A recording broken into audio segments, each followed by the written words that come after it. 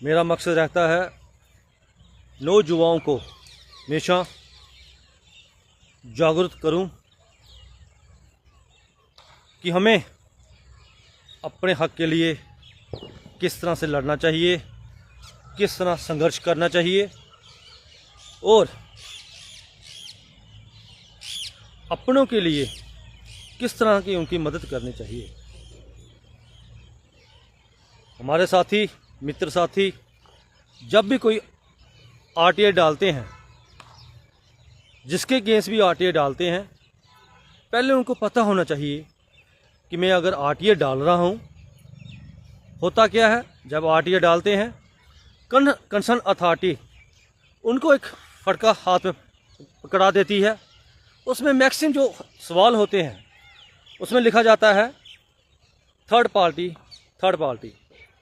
कहने का मतलब वो एक बहुत बड़ा गुमराह किया जाता है, क्योंकि हमें पता नहीं होता है।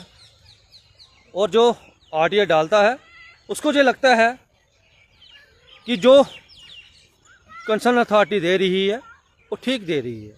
नहीं, हमें आरटीआई का जो मेन मकसद रहता है, हमने प्रॉपर इन्फॉर्मेशन मिलती है। अगर हम प्रॉपर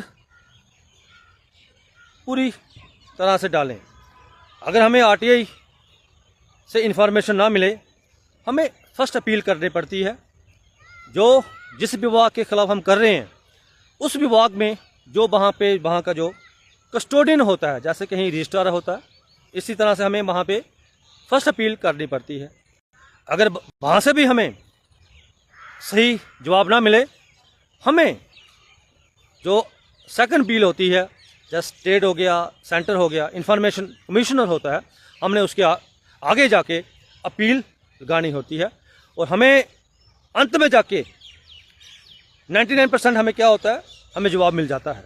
सिर्फ ये है समय लगता है, लेकिन जवाब मिल जाता है। इसलिए मैं सभी अपने नौजवानों से कहूँगा, जब भी कोई आरटीआई डालें, हमें घबराना नहीं है।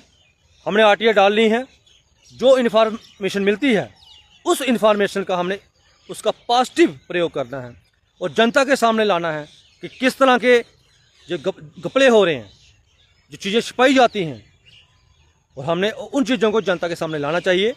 और आरटीआई का जो मेन मकसद है वो अवाम के सामने भी आना चाहिए, क्योंकि हमने देखा है ज़्यादातर आरटीआई डाली जाती हैं और जिस कंसर्न डिपार्टमेंट में डाल दी जाती है वो हमेशा गुमराह करने की कोशिश की जाती है।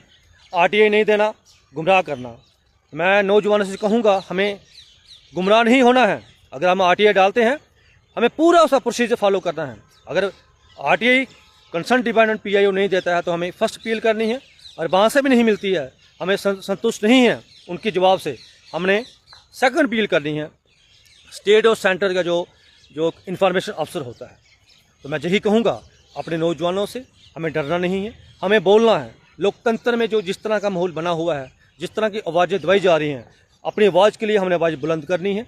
हमने कभी भी घबराना नहीं है, हमें अपनी आवाज़ उठानी पड़ेगी। जिस तरह का माहौल बना हुआ है, चारों तरफ बेरोज़गारी फैली हुई है, बाहर के लोगों की नियुक्तियाँ की जा रही हैं। कुछ लोग हमारे मिलकर बाहर के लोगों के साथ बाहर के लोगों की नियुक्तियाँ कर रहे हैं। हम उन नियुक्तियों को भी रोकना है। हमें अपने जम्मू कश्मीर के लिए बोलना है, हमें अपने जम्मू के लिए बोलना है, हमने जम्मू कश्मीर के नौजवानों के लिए बोलना है कि उन्हें जहाँ पे भी है हमारे नौजवानों की नियुक्तियाँ होनी चाहिए। ऑलरेडी पिछले 11 सालों से हमारा नौजवान बेरोजगारी की तरफ बढ़ा है, हमारा नौजवान नशे की तरफ बढ़ा है।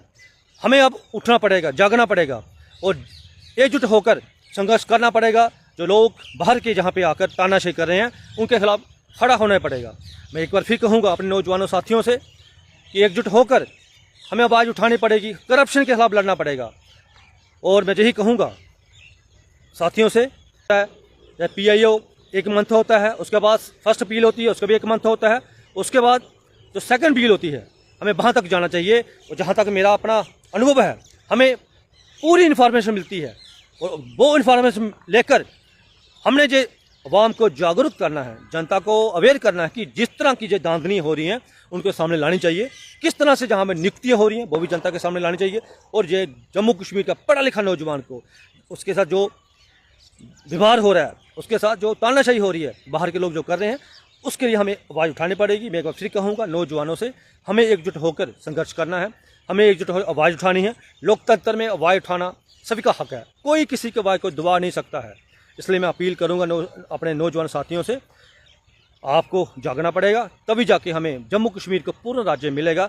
जब हम जागेंगे, जब हम एकजुट होंगे, हमने जातिवाद से ऊपर उठकर हमने धर्म से ऊपर उठकर संघर्ष करना है, अपने नौजवानों के लिए करना है, अपनी नई पीढ़ी के लिए करना है। जो हमारी नई पीढ़ी का हाल है आपके सामने है, और जिस तरह से हो रहा है वो भी आपके सामने है। मैं यही अपील करूंगा नौजवानों से कि हमें एकजुट होकर खड़े होना है, इन लोगों के साथ संघर्ष करना है। जो लोग जम्मू के नौजवानों का गला घोट रहे हैं, उनके साथ हमें लड़ना है। इससे सभी से अपील करता हूँ, सभी नौजवानों के साथ अपील कर रहा हूँ, एकजुट होकर एक मंच पे आइए और संघर्ष में अपनी आहुति डालिए।